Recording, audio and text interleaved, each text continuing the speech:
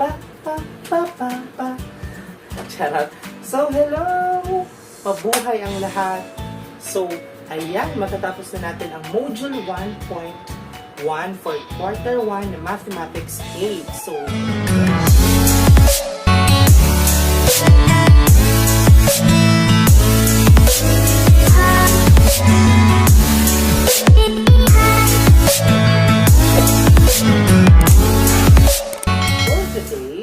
we're going to discuss the lesson 5 of the module 1. So, let's start.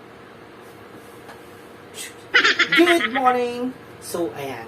So, if hindi natin masatisfy yung apat na lesson na natin, ibig sabihin, pag yung given polynomial ay hindi pwede sa common monomial factor, hindi siya sum, hindi siya difference of two squares, hindi rin siya sum or difference of two cubes, at hindi rin siya perfect square trinomial. So, ito na po yung ating last lesson for factoring polynomial, which is the general trinomial. So, pag general trinomial yung given, paano na natin siya ipa-factor?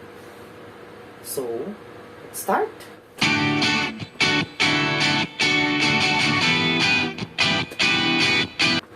Okay.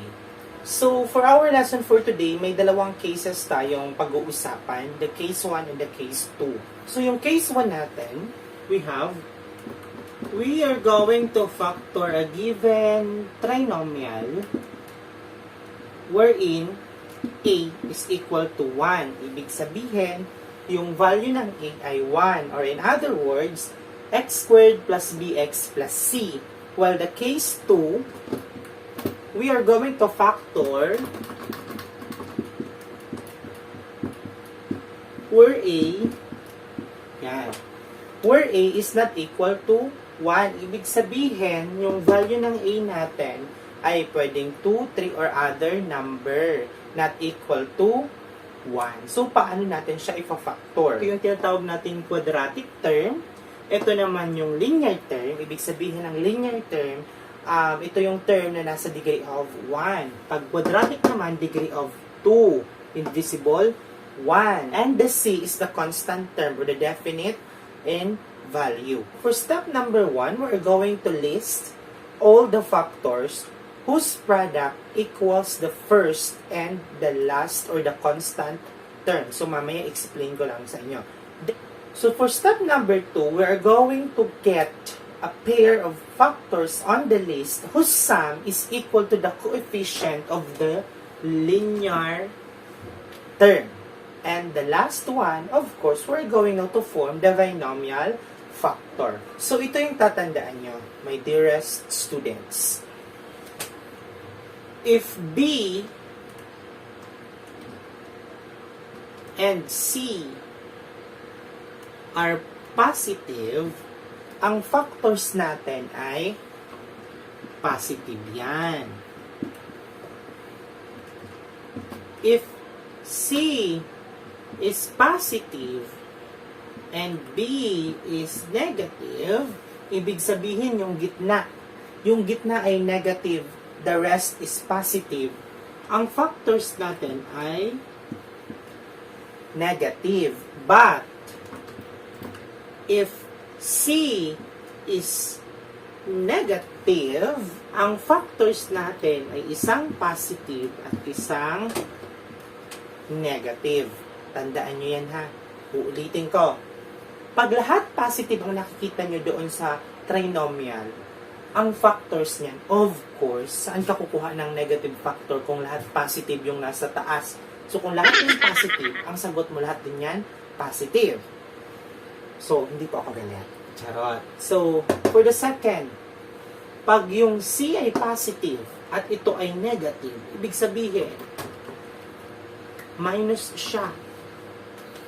Ang sagot mo dapat, lahat negative. Maintindihan? Last, pag ang C ay negative, whether ang B ay negative or positive, kahit ano pa siya, basta ang C or the constant term ay negative, ang sagot mo ay isang positive at isang negative. So, magbibigay lang ako ng dalawang example for case number 1 at case number 2. So, natandaan na ba ito? So, okay. Let us proceed now.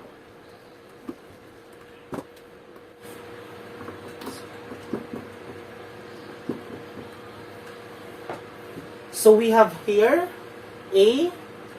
Ito yung A natin, 1. Yung B natin is 7. Yung C natin is 12. Ang A po, yung coefficient ng may degree of 2. Yung 7 naman, yung coefficient ng doon sa linear term natin. At yung C naman is our constant. So, we have 1, 7, and 12. Since positive ito lahat, ibig sabihin, ang kukunin nating factors or ang sagot natin ay lahat positive. So, step number 1, since this is 1, so walang problema. Ang titingnan mo na lang ay yung dulo or the constant term. Mag-iisip ka ngayon ng factors ng 12 na pag pinag-plus, di ba, sum. Pag pinag-plus ay magiging linear term or 7. Or the coefficient, 7. So, factors of 12. We have 1 and 12. 1 times 12 is 12. 2 times 6. 2 times 6, that is 12. 3 times, okay, 3 times 4, that is 12. Meron pa bang ibang factors ang 12? So, kung wala na, among these factors, alin dyan ang pag pinag-plus natin magiging 7? Okay. We have 3 and 4. So, we are going to use 3 and 4. Iuusog ko lang.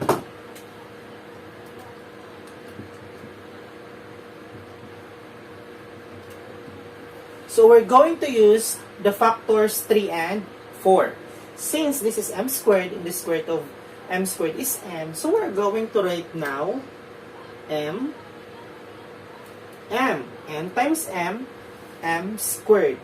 Sabi ko sa kanina, pag lahat yan positive, positive din yun.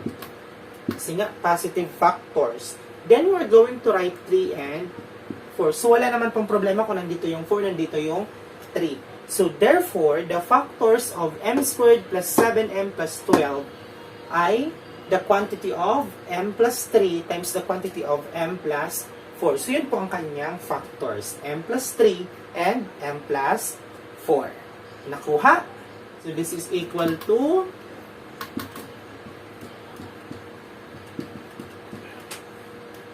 so, another example. Last example for case number 1. So, tatandaan nyo lang, pag may nakita kayong example na yung linear term ay negative, halimbawa, kanina,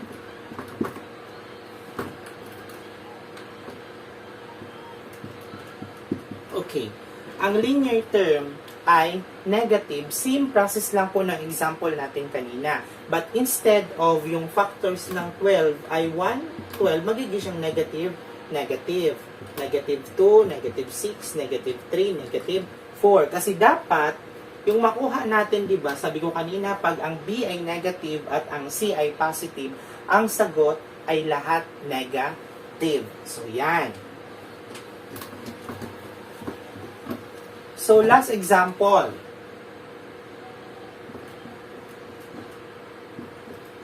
Okay. So, k squared minus 8k minus 9. So, ang dulo natin or ang C or constant term natin ay negative. So, ibig sabihin, ang sagot natin ay isang positive at isang negative. So, hahanap tayo ngayon ng factors ng 9 na magkaiba ang symbol na pwede siyang maging 8.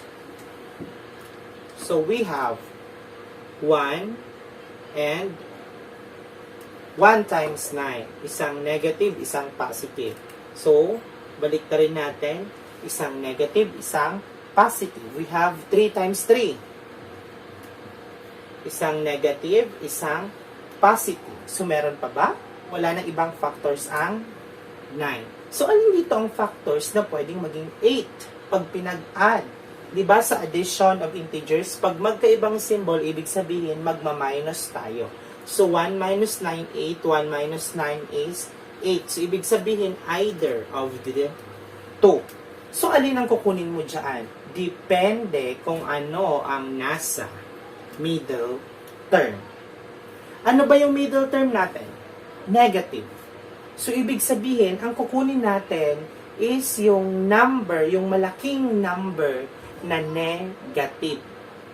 Alin dito ang malaking number na negative? That is negative 9. So, ito ang kukunin natin. Naintindihan? Pero kung positive yung middle term natin, ang kukunin natin is yung malaking numero na positive doon sa factors. So, ito ang kukunin natin. So, get the K. Positive 1, negative minus 9 plus 1. Ito na yung sinasabi ko sa inyo kanina. Pag negative ang dulo, isang positive, isang negative. Nakadepende na lang doon sa gitna. Kung ano yung symbol ng gitna, kunin nyo yung mas malaking numero na kapares ng symbol. Negative, mas malaking numero 9, dapat yun din ang negative. So, naintindihan po? So, let us now proceed to case number 2. Ito yung medyo mahirap-hirap. Pero, susubukin ko sa inyong ipaintindi. So, sa case number 2 natin,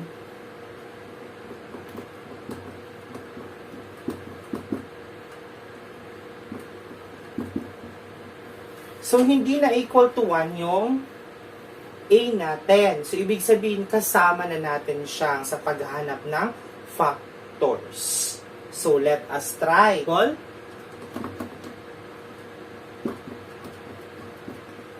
Okay. So, 2x cubed plus 7x plus 3. So, we're going to have or get the factor of this one. Ano ba ang factors ng 2x squared? X squared, ang factor niya ay walang iba kundi x and x. Ang 2 naman, 1 and 2. So, ibig sabihin, 2x times x. Babalik siya sa 2x squared. How about yung 3? Walang iba kundi 1 times 3. So, my dearest students, this is a trial and error process. So, gagawa tayo ng combination using this factors. So, gagamitin natin yung mga factors na yan. Since this is all positive, so lahat yan positive sa loob. Madali pag positive lahat, diba? So, we are going to try 2x plus 1 times x plus 3. Try naman natin ito. X plus 1, then 2x plus 3. Meron pa ba? Wala na. So, paano ka pipili? Sige nga. So, napakadali. Ganito lang ang pagpili. Tingnan natin ulit yung middle. 7. So, paano makuha yung middle term? Ito ang i-multiply natin. Ito, tsaka ito. So, ayan. 1 times x, that is x, plus 2x times 3, that is 6x. That is 2x. That is 3x. X, invisible 1. 1 plus 6, that is 7x. 2x plus 3x, that is 5x. Sino sa dalawa ang nag-result sa 7x? So, ito. So, therefore, that is the factors of 2x squared plus 7x plus 3. So, ang factor niya ay 2x plus 1, x plus 3. So, ganun lang. So, another example. Lilinawan na ba? So, another example. If x squared minus 9x minus 2.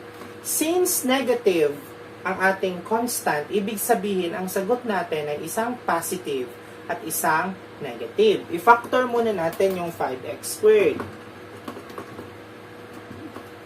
5x squared. May iba pang bang factor ang 5? Wala na. So, we have only 1 times 5. So, 5x times x. How about 2? So, 2 or negative 2, that is only 1 times negative 2 or negative 1 times 2. Okay, so hanapin na natin. Combination na tayo.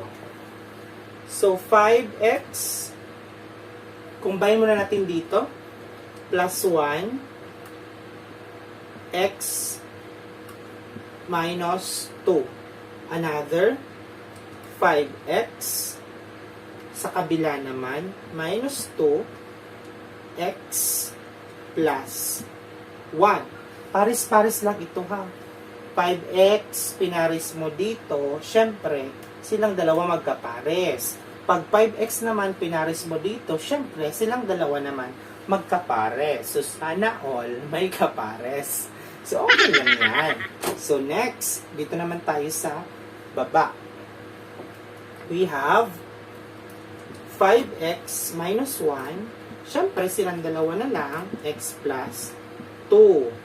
So, x minus 1, so wala nang iba, 5x plus 2. So, meron tayong 4 na combination. Hanapin na natin yung combination na magiging negative 9.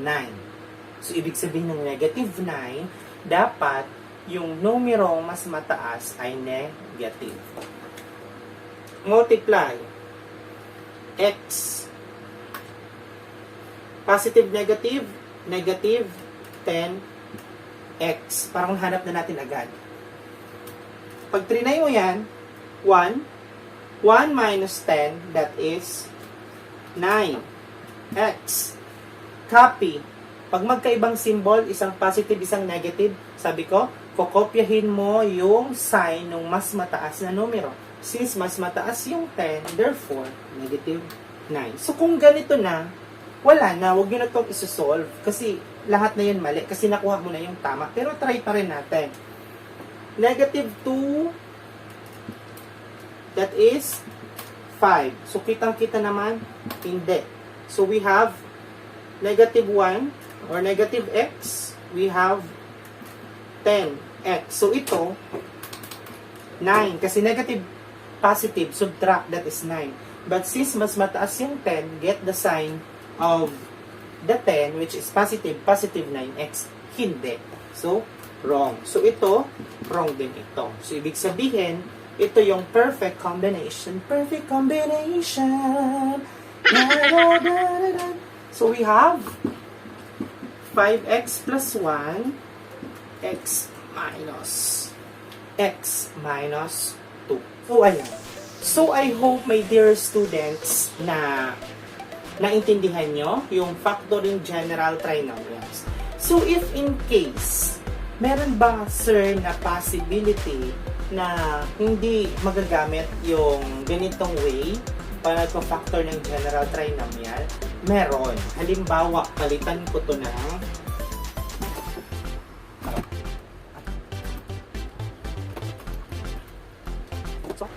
gamitin natin yung kaninang first example.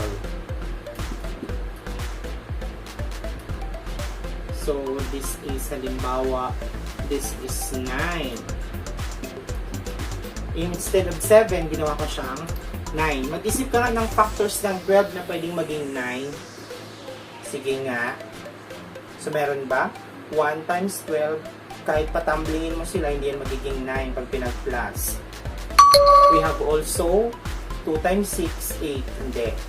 3 times 4, or 3 plus 4, that is 7. Hindi rin. So, ibig sabihin, hindi mo magagamit yung ating lesson para sa ganitong uri ng problem. So, naintindihan po? So, thank you so much for watching. So, I hope meron na naman kayong natutunan para sa ating lesson for today's. Thank you so much for watching. Till next video tutorial.